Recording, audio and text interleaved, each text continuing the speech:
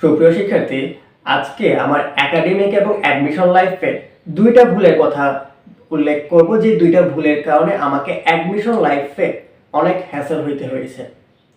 তো এই দুইটা ভুলের মধ্যে প্রথম ভুল হলো প্রতিটা সাবজেক্টের মধ্যে ব্যালেন্স না থাকা।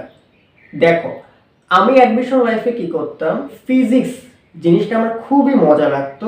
সো ফিজিক্সের এত এত বই সলভ করেছি। প্রথমত আমার নিজের কাছে ছিল গাণিতিক পদার্থবিজ্ঞান, সেটা আমি সলভ করেছি। বইয়ের ম্যাথগুলো তো আমার সলভ করা শেষই।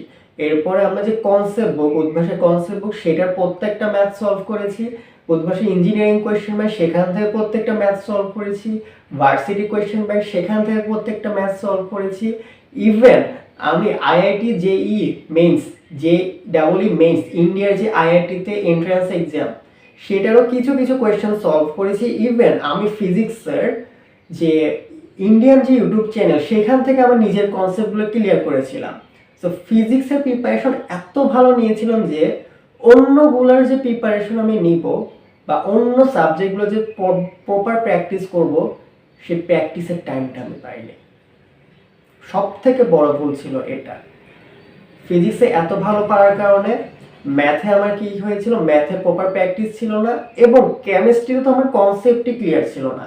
এটা আমার একাডেমিক লাইফের সব থেকে বড় ভুল, যে আমি একাডেমিক লাইফে কেমিস্ট্রির অনেক গুরুত্বপূর্ণ চ্যাপ্টারগুলো স্কিপ করেছিলাম বা কনসেপ্টগুলো ভালো মতো আয়ত্তে করে নিয়েছিলাম না। এর ফলে আমার কি হলো, এর ফলে আমার অ্যাডমিশন টাইমে এসে সেই কনসেপ্টগুলো ক্লিয়ার করতে হয়েছে, দেন আমাকে প্রপার প্র্যাকটিস করতে হয়েছে। বাট এই প্র্যাকটিসটা আসলে পর্যাপ্ত ছিল না। যতদিনে আমি আমার কনসেপ্ট ক্লিয়ার করতে পেরেছি, ততদিনে সময় অনেকটাই পার হয়ে গিয়েছে। কারণ অ্যাডমিশন লাইফে শুধুমাত্র প্র্যাকটিস করার সময়, অ্যাডমিশন লাইফটা কিন্তু কনসেপ্ট ক্লিয়ারের কোনো সময় না। হয়তো ছোটোখাটো কনসেপ্টে সমস্যা থাকতে পারে, সেটা ক্লিয়ার করে ফেলতে পারলাম, বাট বড় বড় কনসেপ্ট ক্লিয়ারের সময় কিন্তু এটা না। সো এইটা সব থেকে বড় ভুল ছিল আমার, যে আমি প্রত্যেকটা সাবজেক্টের মধ্যে ব্যালেন্স করে পড়ালেখা করতাম না। ব্যালেন্সের আরেকটা ধাপ আছে। আমাদের সময় কিন্তু অনেক ভ্যারাইটি শুরু হয়েছে। কোনো জায়গায় এমসিকিউ পরীক্ষা হবে, কোনো জায়গায় রিটেন পরীক্ষা হবে, কোনো জায়গায় দুইটাই পরীক্ষা হবে। সো এই যে হয়তো বা এমসিকিউ যদি প্র্যাকটিস করতাম, রিটেন প্র্যাকটিস হতো না, রিটেন প্র্যাকটিস করলে এমসিকিউ প্র্যাকটিস হতো না। এটা আমাদের মধ্যে অনেকেরই প্রবলেম। এই প্রবলেমটা আমরা সমানভাবে দুইটা জিনিস প্যারালালভাবে আমরা নিতে পারি না, একটা বেশি না একটা কম হয়ে যাবে। সো এই ছিল আমাদের প্রথম সমস্যা। আমার 2 নাম্বার সমস্যা হচ্ছে প্রপার এক্সাম না দেওয়া।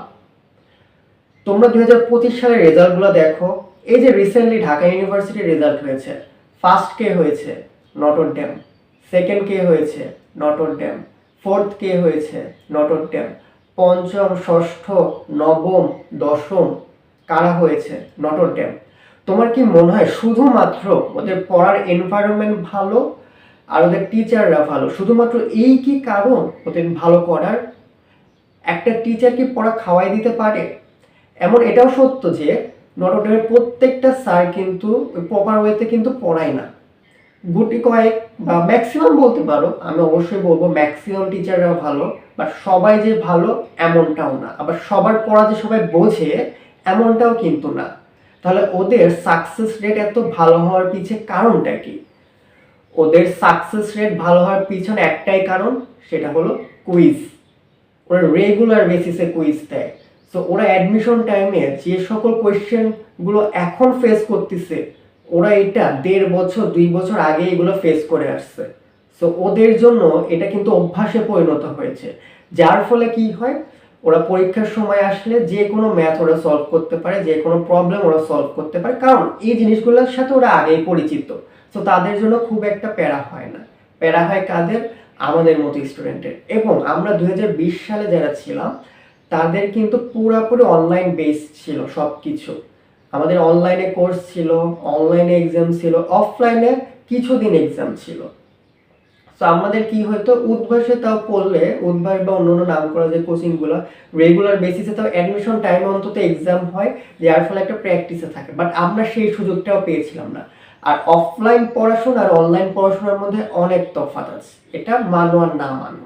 অফলাইন এক্সাম অনলাইন এক্সামের মধ্যে তো পার্থক্য আরো বেশি, কারণ অনলাইনে তুমি একটা সার্টেন পরিবেশে যে পরীক্ষা দিচ্ছ, আর অফলাইনে কি হচ্ছে, অফলাইনে তোমার কমফোর্ট জোনের বাইরে পরিবেশে তুমি পরীক্ষা দিচ্ছ, সবার মাঝে থেকে পরীক্ষা দিচ্ছ। সো এটা একটা আলাদা বিষয়।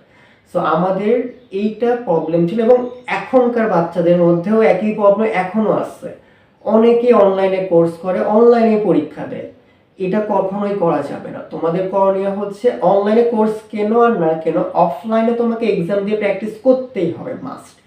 যেমন আমাদের সময় অফলাইনে এক্সাম হয়েছিল প্রায় শেষের দিকে, ঢাবি টাইপ কোয়েশ্চেন হয়েছিল, বুয়েট টাইপে এক্সাম দিয়েছিলাম। বিশ্বাস করো, আমি এত পড়া পড়েছি, আমার সব কনসেপ্ট জানা। আমি বুঝতেছি যে হ্যাঁ এটা কোথায় আছে, এটা কোথায় পড়েছি আমি। এখন যে যদি আমার বইতে খুঁজি কোন পেজে যে পাবো এই কোয়েশ্চেনটা, এটাও আমার জানা। বাট আমি যখন উদ্ভাসে পরীক্ষা দিলাম, বিশ্বাস করো আমার মাথায় কাজ করতেছিল না।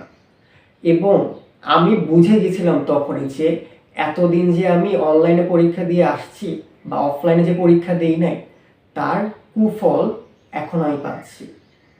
আমি অলরেডি অ্যালার্ট হয়ে গিয়েছিলাম, ওই মুহূর্তে অ্যালার্ট হয়ে গিয়েছিলাম, যার ফলে যতই খারাপ খারাপ রেজাল্ট করি না কেন, মোটামুটি একটা জায়গায় সিট পেয়েছি। বুটেক্সে লাস্টে আমরা সিট পেয়েছি অনেক কষ্টে। এই কাহিনীও তোমাদের অন্য এক ভিডিওতে তোমাদেরকে জানাবো।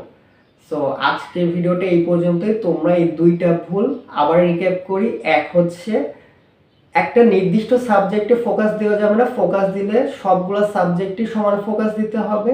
আর দুই হচ্ছে বেশি বেশি অফলাইনে পরীক্ষা দেওয়া।